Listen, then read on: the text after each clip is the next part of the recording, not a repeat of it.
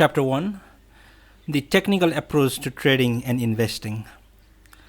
Few human activities have been so exhaustively studied during the past century from so many angles and by so many different sorts of people as the buying and selling of corporate securities.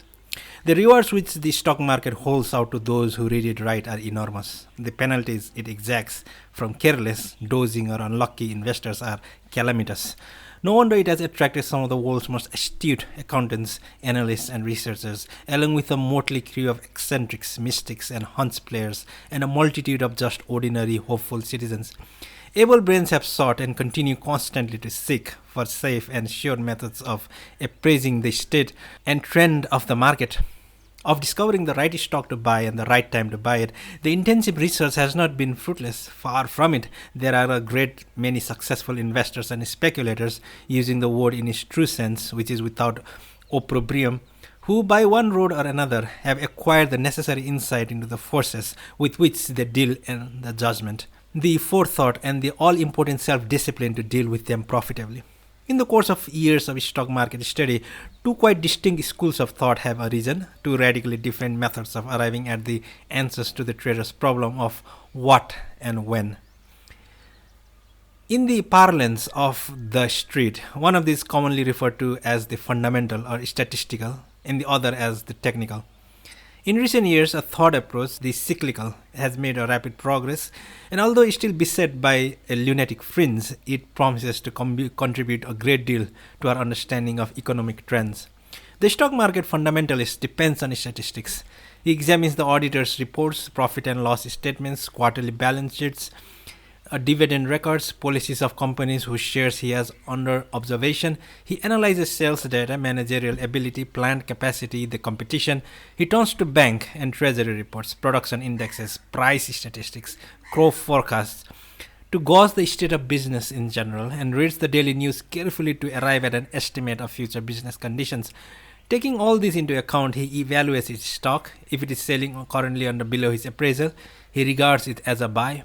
As a matter of fact, aside from the greenest of newcomers, when they first tackle the investment problem, and to whom, in their inexperience, any other point of view is not only irrational but incomprehensible, your pure fundamentalist is very rare bird. Even those market authorities who pretend to scorn charts and chartists utterly are not oblivious to the action chronicled by the ticker tape, nor do they conceal their respect for the Dow theory, which, whether they realize it or not, is in its very essence purely technical. Definition of technical analysis. The term technical, in its application to the stock market, has come to have a very special meaning, quite different from its ordinary dictionary definition. It refers to the study of action of the market itself, as opposed to the study of goods in which the market deals. Technical analysis is the science of recording, usually in the graphic form, the actual history of trading, price changes, volume of transactions, etc., in a certain stock or in the averages, and then deducing from them the pictured history, the probable trend. With the advent of modern computer, many schools of technical analysis have arisen. Number-driven technical analysis, moving average studies, attempts to completely objectify the analysis of markets. See Appendix C.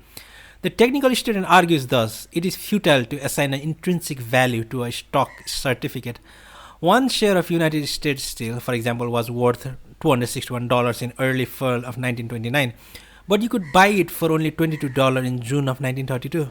By March 1937, it was selling at $126, and just 1 year later for $138.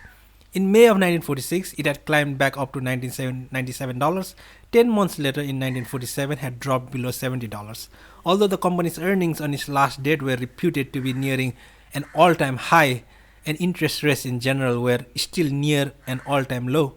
The book value of this share of US Steel, according to the corporation's balance sheet, was about $204 in 1929, $187 in 1932, $151 in 1937, $117 in 1938, and $142 in 1946. This sort of thing, this wide divergence between presumed value and actual price, is not the exception, it is the rule. It is going on all the time. The fact is that the real value of a share of US Steel common is determined at any given time solely definitely and inexorably by supply and demand, which are accurately reflected in the transactions consummated on the floor of the New York Stock Exchange.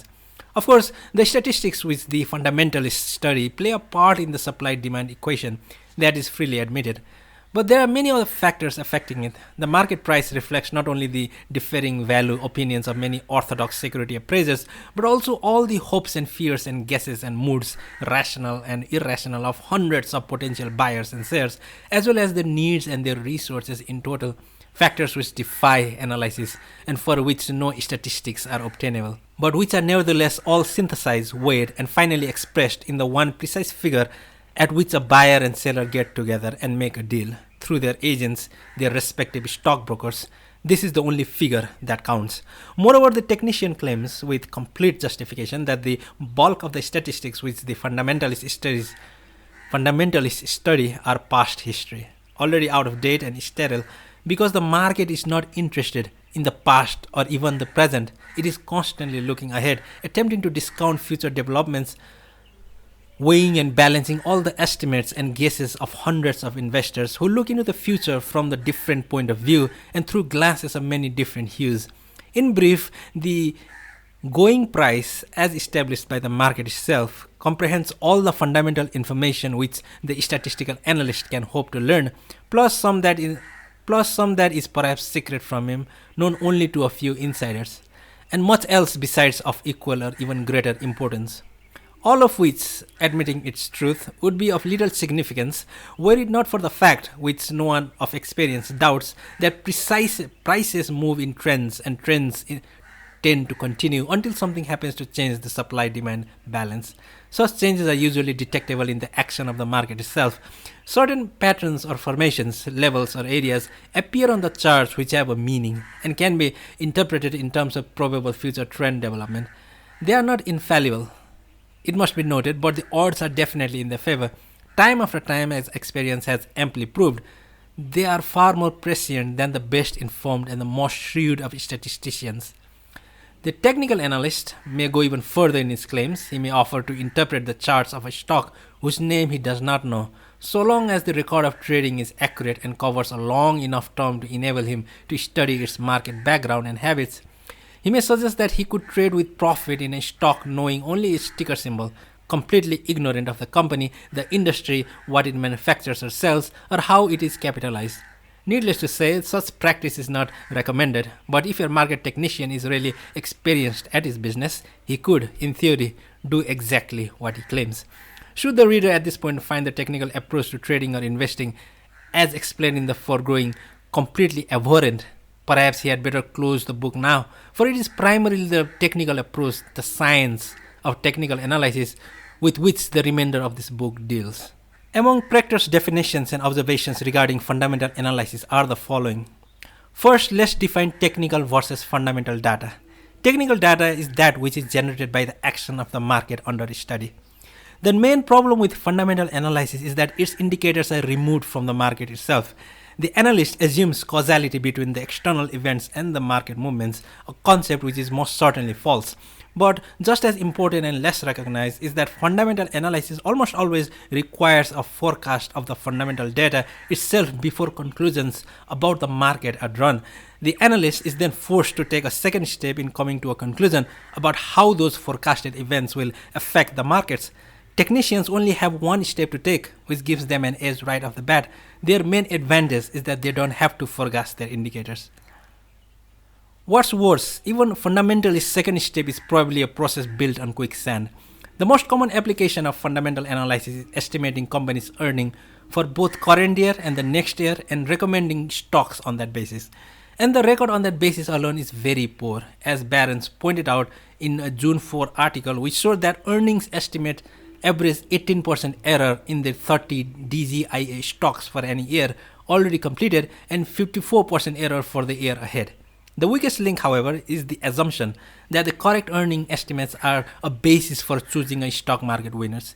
According to a table in the same Barron's article, a purchase of the 10 DZIA stocks with the best earning estimates would have produced a 10-year cumulative gain of 40.5%, while choosing the 10 DZIA with the worst earning estimates would have produced a whopping 142.5% gain.